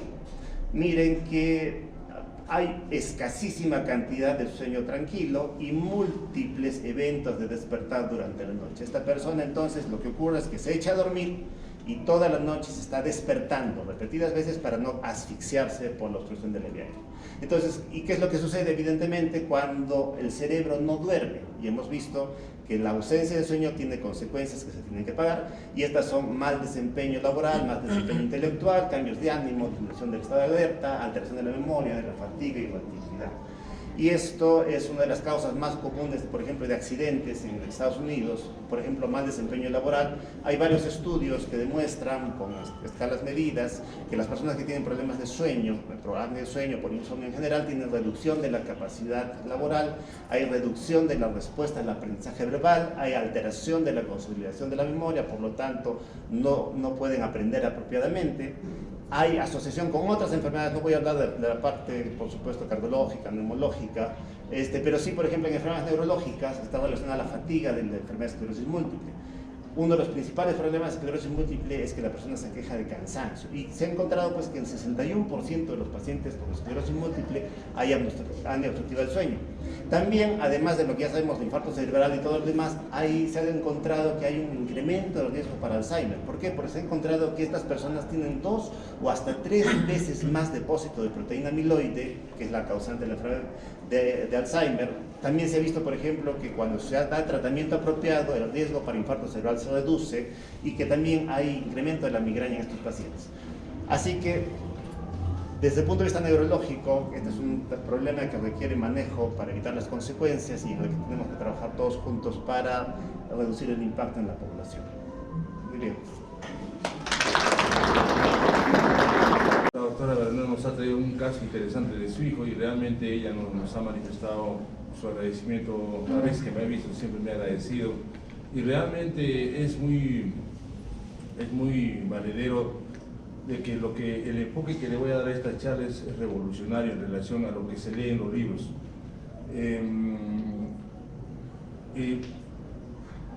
Hay una pregunta importante que hay que hacernos. ¿Quién produce el apnea del sueño? ¿Una bronquitis crónica? ¿Una neumonía? ¿Produce un tumor cerebral? ¿Produce un insomnio? ¿Una hipertensión arterial? ¿Una arritmia cardíaca? No, es al revés. ¿Y quién produce el apnea del sueño? La obstrucción crónica nasal. Y muchas veces las personas lo tienen desde niños o desde jóvenes porque han tenido un accidente, etc. Entonces, el problema es la obstrucción crónica nasal. Y mi enfoque es el siguiente. Yo voy a presentar un caso de un niño de 2 años, 6 meses que recorrió todo el Perú y nadie le resolvió el problema de apnea del sueño. Y acá en Arequipa, desde el año 1996, hacemos cirugía en niños, cirugía funcional en niños, con un éxito, así como ha narrado la doctora Bernuevo, así con ese éxito. Y realmente yo quisiera que después de esta charla quede ese entusiasmo en los otorrinos jóvenes, y recordar unas palabras, porque yo participé en una mesa redonda con el número 1 de México, el doctor Lugo, el Rodolfo Lugo, el doctor Steve Gómez de Colombia y el doctor Helio de Abreu. Y cuando terminó la mesa redonda, el doctor Helio de Abreu me dice: quiero darte un abrazo porque has hablado de la cirugía del futuro. Todos los otorrinos debemos estar capacitados para operar niños y evitar todas las consecuencias que van a ver ahorita en las fotografías, y evitar inclusive todo lo que han narrado. Claro, cuando ya el hombre está malogrado hay que hacer algo, ¿no? Y ahorita vamos a repasar también lo que se ha hecho. Le agradezco al doctor Villafuerte que ha hablado. Justo no encontré ese tema del estimulador, pero bueno, adelante por favor. Esto es interesante. Respiro, luego existo. A veces decimos pienso, luego existo, ¿no? Renato Descartes hablaba, pero creo que esto es algo más real. Respiro, luego existo. No respiro, no existo, pues no, estoy muerto. La siguiente: respiro mal, luego existo mal. Y es lo que pasa con los pacientes que respiran mal, los que respiran por la boca. La respiración nasal es la respiración natural, y los que respiran por la boca es una respiración antinatural. Entonces esos pacientes tienen no solamente una mala existencia, sino también tienen un montón de malformaciones que vamos a revisar ahorita. La siguiente, por favor. A ver, ¿puedes activar, por favor? Esto ya han presentado ya varios colegas. Vean ustedes cómo este niño todas las noches así, es una lucha contra la asfixia. Y lógicamente, la siguiente, por favor. Acá están los microdespertares que hablaban. A ver, por favor. Y fíjense cuando la saturación llega hasta 56, creo, ¿no? A 54, 53. Ahí.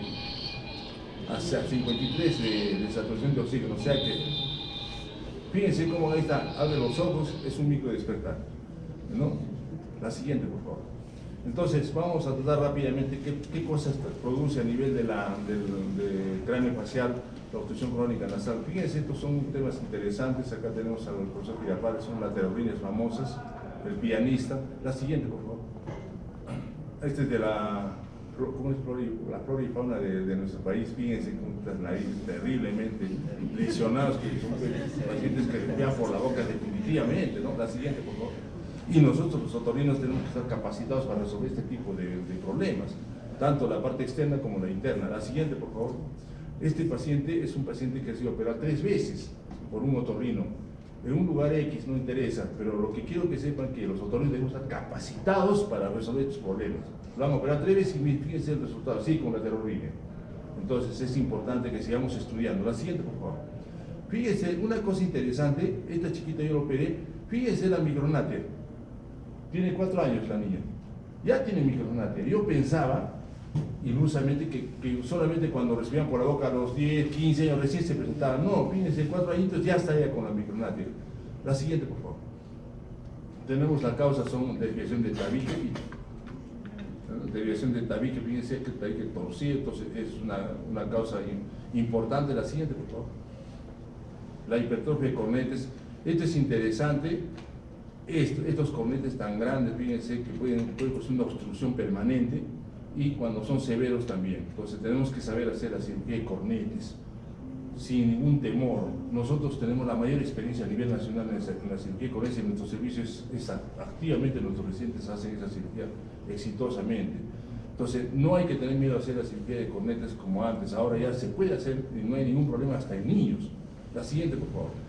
Hipertrofia de adenoides. Esto también es un caso frecuente. La doctora Barona nos ha recordado el caso de Chiquito, que ha sido muy claro. La siguiente, por favor. Fíjense, hay niños que vienen así. Realmente vienen con una tremenda hipertrofia y bueno, van donde el pediatra y le dicen hay que darle corticoides, hay que darle antibiótico, hay que darle corticoterapia local para que baje la hinchazón, que baje el... Este es quirúrgico neto. Ya no se saca las amígdalas, como antes. Antes, cuando yo era residente, se sacaba adenoides y amigdalectomía total. Eso era frecuente en los niños. Hoy en día ya no es necesario. Se puede sacar parcialmente la amígdala, porque ya vamos a restablecer la función nasal a lo normal. La siguiente, por favor. La siguiente, por favor. Fíjense, a veces, qué bonito este niño, este conejito, decían acá la gente. Sin embargo, es un niño que sufre, ¿no? Es un niño sufriente. Acá también es un niño que hay que dar, qué bonito este conejito. Entonces la siguiente, fíjense esa, regresa por favor, fíjense esa niña, la micronatia y la cara aplanada. Esto es importante, en las historias clínicas los residentes deben decir cómo está el tercio medio facial.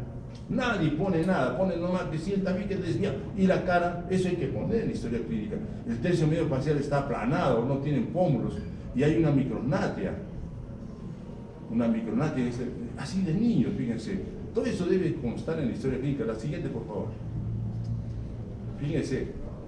Otro. Es bien frecuente esto, esta micronatia. Lógicamente, no se ha desarrollado muy bien el maxilar inferior. Lógicamente, la base de la lengua, toda la parte blanda, va a crecer normal. Por eso que esta es una de las causas por qué se obstruye a nivel de la faringe. ¿Se dan cuenta? Y por eso hay técnicas de los cirujanos de cabeza que cortan en forma biselada y jalan hacia adelante el maxilar inferior para jalar la base de la lengua. Fíjense a lo que cuando ya son adultos tienen que llegar. Y todo el aparato también que ha expuesto el doctor Villafuerte, ¿no? Ya, la siguiente, por favor.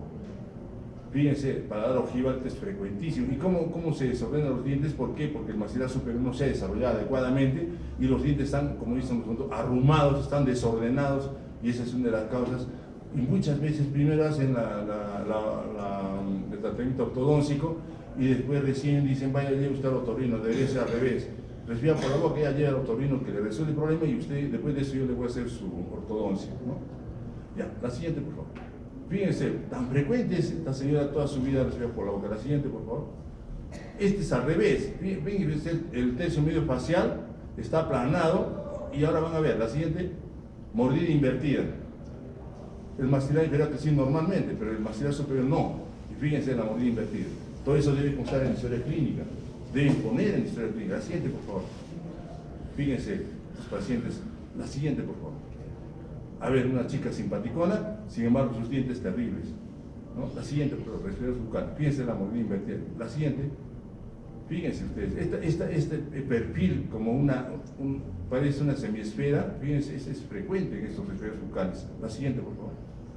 La mala oclusión dental se debe principalmente a la respiración bucal, por eso antes del tratamiento ortodóntico deberían restablecerse la función nasal. La siguiente, por favor. pectum excavatum. Hemos visto en uno de los videos cuando sufren, hace presión negativa para respirar y cómo se hunde. Y fíjense, hay niños que respiran por la boca y ya tienen ya pectum excavatum. La siguiente, por favor. También, cuando está tapada la nariz, hay repercusiones en el oído. ¿Por qué? Porque la adenoides es tan grande, grado 4, que se llena en lugar de tener aire en el oído, tienen líquido.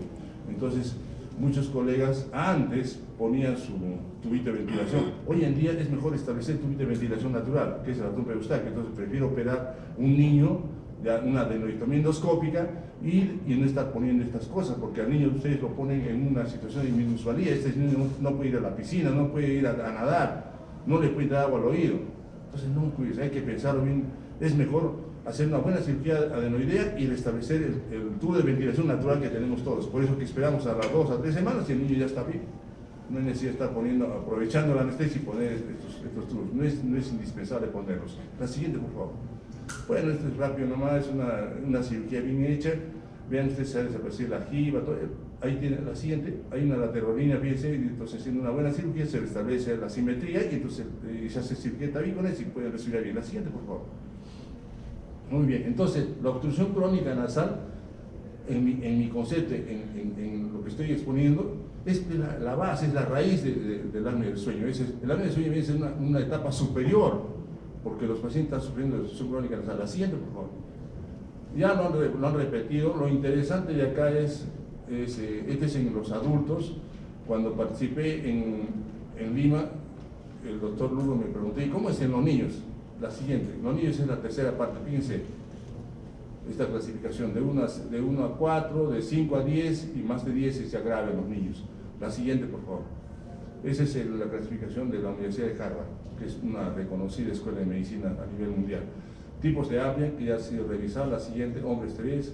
Esto es interesante, recordar nomás que hay la hipoxemia hipercambia, todo esto trae todas estas consecuencias que ya lo han repetido, pero fíjense las consecuencias, ¿no? Hipertensión arterial, arteriosclerosis, ictus, arritmia cardíaca, insuficiencia, intolerancia a glucosa, la diabetes. El 40% de los pacientes que respiran por la boca está en alto riesgo de tener diabetes tipo 2. La siguiente, por favor. Bueno, esto ya lo revisó perfectamente el doctor Antero. La siguiente, por favor.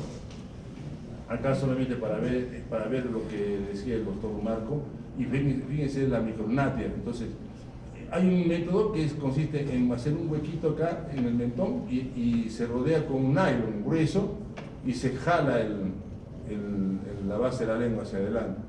Y tiene un tornillito que ustedes van aumentando. ¿Qué es eso? ¿Para qué llegamos a eso? ¿Por qué no operamos a los niños? Cuando son niños, no estar haciendo estas cosas. Y hay una cirugía de la lengua que consiste en cortar por la línea media y se saca el tejido, se quema el tejido con radiofrecuencia a nivel de la base de la lengua para que pueda haber espacio y pueda respirar el paciente. No lleguemos a eso. ¿Para qué? Si podemos operar a un niño y el niño no va a desarrollar estos problemas. La siguiente, por favor. Bueno, ya ha sido revisado todo esto. La siguiente, por favor. A los aparatos dentales, la cirugía. Yo soy yo creo ciegamente en que la cirugía debe ser hecha en los niños y es la clave. El CPAP, van a ver ahorita una figura. La siguiente. Vean el CPAP. Parece un piloto de avión, ¿no? Está recibiendo a presión positiva el aire del medio ambiente. Así duerme, ya. Échenle que tiene su pareja. ¿Cómo se va a dar un beso? ¿Cómo se va a abrazar? ¿Ah? ¿Cómo va a tener hijos? ¿Cómo va a ser feliz? Eso va a ser un hombre que sobrevive, pero no un hombre feliz. No debemos llegar a esto. Yo soy enemigo público de llegar a eso. ¿Ya? Deberíamos operar de niños, no estar operando estos, no ver estos casos tan extremos. Gente que sufre, ¿no? Esto es terrible. Yo tengo un minero vino y me dice, doctor, ¿sabe qué? Me han dado un CPAP. Como la mina tiene plata, es mina de oro, y me han dado rápido, ¿no? Me han dado mi CPAP. ¿Y qué tal lo estás usando? No, 2 semanitas aguanté, pues ahí está botando. Tráemelo, voy a regalar. No, me dice, me van a controlar. Yo quería que me regale, pero no lo usa. La siguiente, por favor. Los dispositivos orales, claro, para salir del apuro hay que hacerlo, pero es necesario hacer muchas veces en estos pacientes. Yo prefiero hacer una evaluación. No voy a hacer que tenga su tabique chueco, sus cornetes grandes, o que tenga pólipos. Yo opero de eso. Y mejoran los pacientes. Hemos operado son niños y adultos que tienen signos de apnea del sueño y sin embargo después de una buena cirugía de nasal, muy bien, una recuperación tremenda. La siguiente, por favor. Fíjense ustedes a lo que se llega a recurrir. Adelantar el maxilar superior, adelantar el maxilar inferior. A esa cirugía cruenta se tiene que llegar en algunos pacientes. La siguiente, por favor. Acá, se corre solamente el maxilar inferior en caso de mironatia, que es frecuente. La siguiente, por favor. Yo les voy a presentar este casito, para ya no aburrirles, pero es un caso interesante. Es un niño con un señor, el doctor Marco Villafuerte le dio el diagnóstico polisomnográfico, ahorita van a ver, 2 años 6 meses. Este paciente ha ido a todo sitio y nadie le daba la solución, ¿no? Tuvo el hijo de tener neumonía, gripes a repetición, sufre de la garganta con frecuencia, más de 1 año. Este caso es dramático porque su papá y su mamá se han pasado muy malas noches, casi 1 año, más de 1 año, 1 año y 2 meses más o menos. ¿Por qué? Porque el niño dejaba de respirar y ellos decían, se nos va a morir. Entonces se alternaba, una noche miraba, vigilaba y el papá y a veces la mamá. Es un drama, realmente este es un drama bien fuerte. Recibió bucal, ronca de noche, al examen, grado 3, nariz de... y la nariz el tabique tenía que parecer un viejo, una desviación terrible, porque ustedes van a ver la radiografía, solo se ve el hueso, pero encima de eso tenía montado el cartílago, o sea, obstruido la fosa nasal derecha. ¿Ya? La siguiente, por favor. Le pedimos radiografía de tórax, proteína C reactiva, fíjense, un poquito elevado, antihistotoxicinas el doble, ¿no? Pero es normal. La polisomnografía realizada por el doctor Marco Villafuerte. La siguiente, por favor, que hemos tenido el gusto de escucharlo ahora. Y diagnosticó el síndrome de apnea hipopnea de sueño moderado grave. ¿Ya? Hace una serie de recomendaciones, interconsulta a otorrino, una serie. Y bueno, la siguiente, por favor. Acá tenemos la radiografía de la desviación, fíjese acá, y encima de eso tenía montado el cartílago, bien cerrado este cornete más pequeño, este más grande. La siguiente, por favor.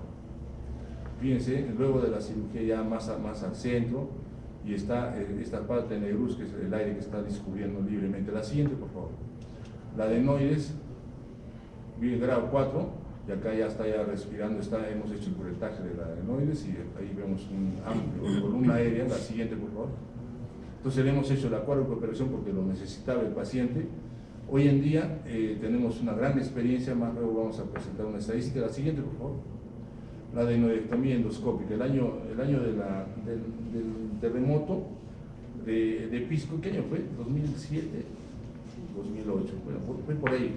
Y me acuerdo que fue el terremoto y al día siguiente hubo un curso que me invitaron, llevé una filmación de la adenoidectomía, terminé la charla y vino un otorrino que no conozco y me dio un abrazo y me dice, qué interesante su exposición. Yo tengo las ópticas y nunca he usado para sacar la adenoides. Mañana tengo una adenoides y mañana lo voy a hacer. Muy interesante el comentario del colega. Pero eso hay que hacer hace años que lo hacemos nosotros con muy buen éxito. Nos permite, incluso si hay hemorragia, nos permite ver de dónde sale y lo cauterizamos perfectamente. La siguiente, por favor.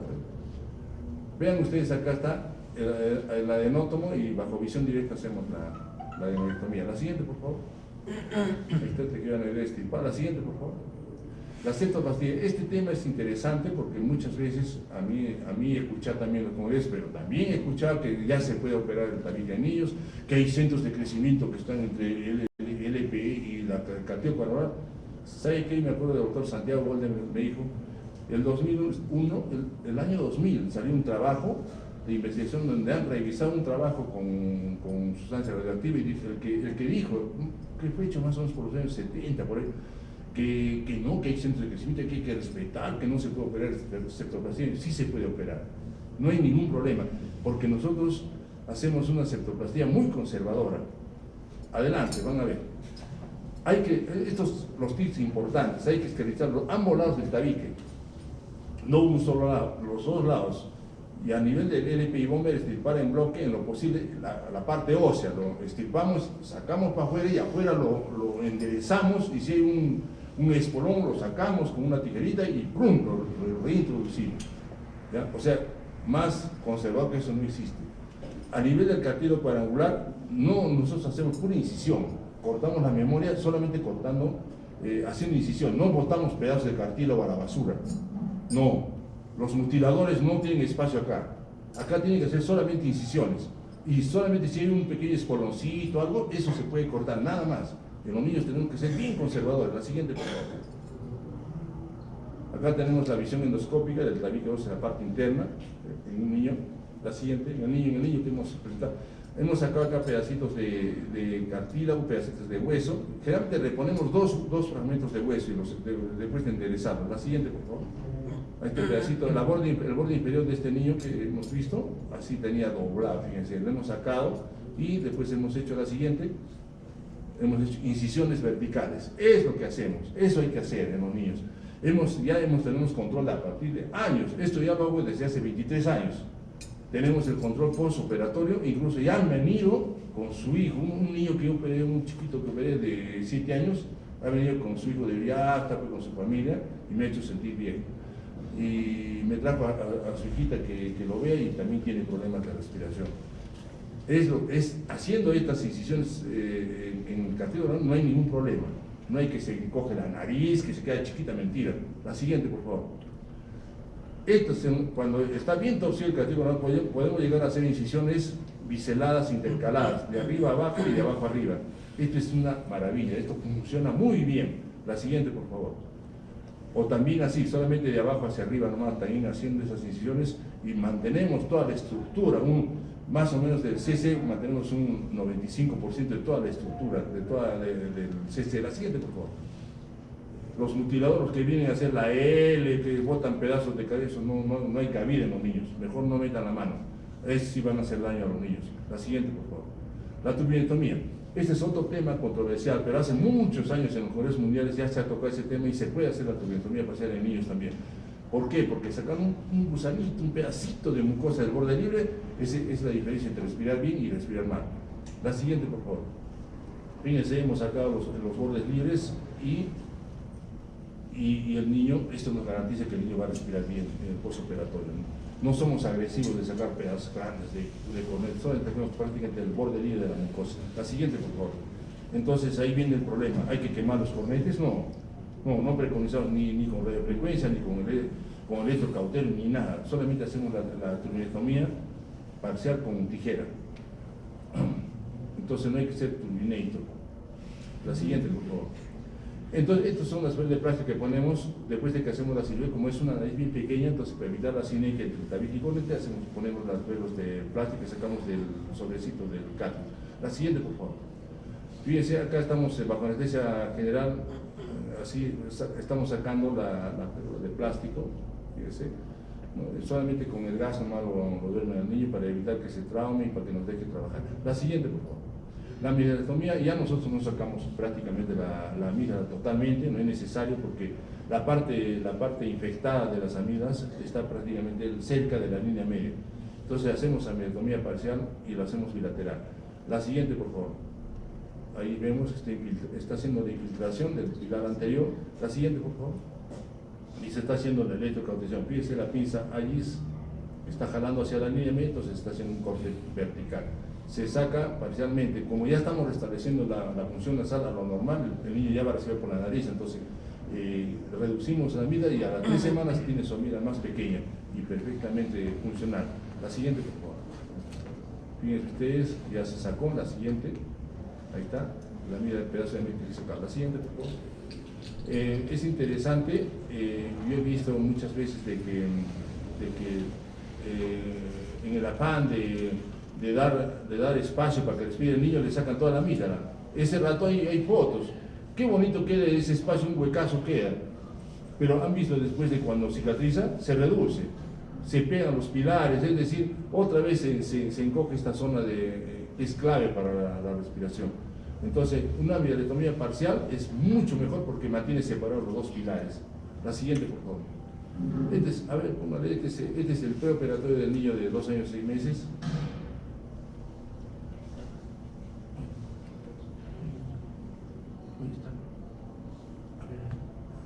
No sé qué pasa.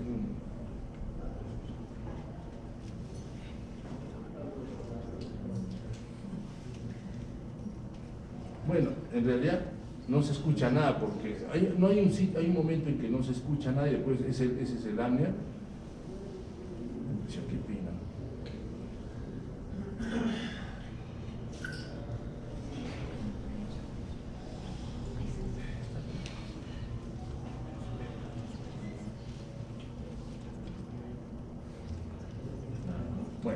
Hay un momento, siempre me falla esto, hay un momento que está en silencio y es el momento que los padres se desesperan porque no deja después empieza a roncar el niño. No se escucha. Bueno, la siguiente, a ver. Y en la siguiente es el video del postoperatorio donde está durmiendo muy bien. A ver, ¿dónde está eso? ¿Por qué razón no sale? Ay, ay, ay.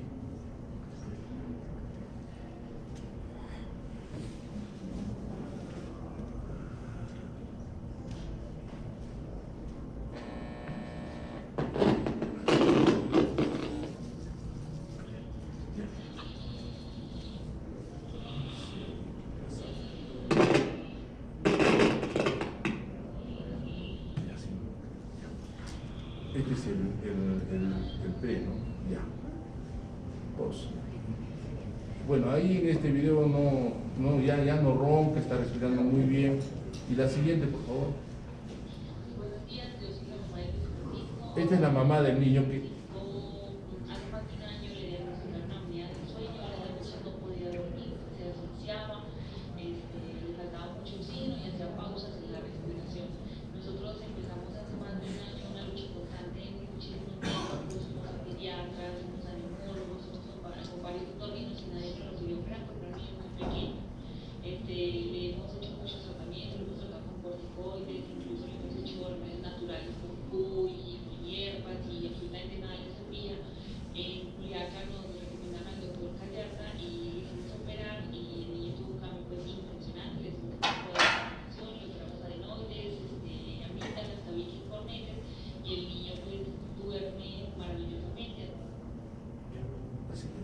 Fíjense ustedes, la señora, bueno, hace un testimonio y creo que muchas veces es mejor este testimonio que estar presentando estadísticas frías, etc.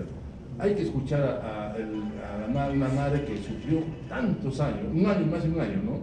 Y ahora está bien. Bueno, esta foto siempre lo pongo de vez en cuando porque me hace recordar cuando, este es el primer niño que operé, de cuádruple operación, es hijo de un oftalmólogo y una pediatra. Y yo lo operé de 2 años, 10 meses. Y ahora ya está ya de 6 añitos parece, y siempre me lo traían, sí, entonces me tomé una foto con él, ahí estoy jovencito, fíjense para que vean que es verdad.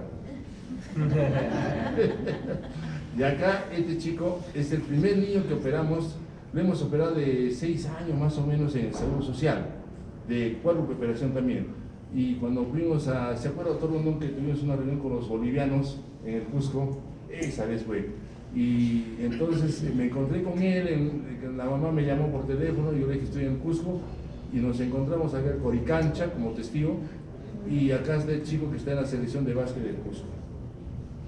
De lo que era un niño que se asfixiaba y su mamá dormía con su mano debajo de la espalda porque se atoraba a medianoche y ella le palmeaba para que no se muera. Y ahora lo encuentran en la selección de básquet del Cusco. Fíjense ustedes la utilidad, la gran utilidad, la gran ventaja de operar a los niños. Estos niños yo les pregunto, ¿van a desarrollar el hambre del sueño? No. Este niño no. Este niño me acuerdo que sabía mamá, papá, pan y leche. 4 palabras sabía, porque estaba lleno de líquido sus oídos. Dice la cuádruple operación y a la segunda semana nunca en mi vida he visto 2 padres tan felices, porque empezó a hablar. Sí. Caso interesante. Algo más allá. Bueno, estos son el número de intervenciones que hemos hecho, fíjense ustedes, en el lapso de 14 años, menores de 14 años, perdón, del 96 al 2018, hemos hecho 115 casos, esto está tanto en el Seguro Social como en la Clínica San Juan de Dios, y hay varias alternativas, ¿no? Adenoidectomía, mirelectomía, septoplastía, instrumenectomía, y adenoide solamente, ¿no? Entonces, en total, 406 niños. Muy bien, a la siguiente, por favor. Entonces, la mejor prevención del apnea del sueño en adultos es operándolos de niños. Y esa es la gran tarea que tenemos ahora nosotros. Aprendamos a operar niños. Operen a 200 adultos y de ahí atrévanse a hacer niños. No practiquen los niños todavía. Agarren mano y cuando tengan mano recién hagan los niños la cirugía. Listo. Muchas gracias. Muchas gracias.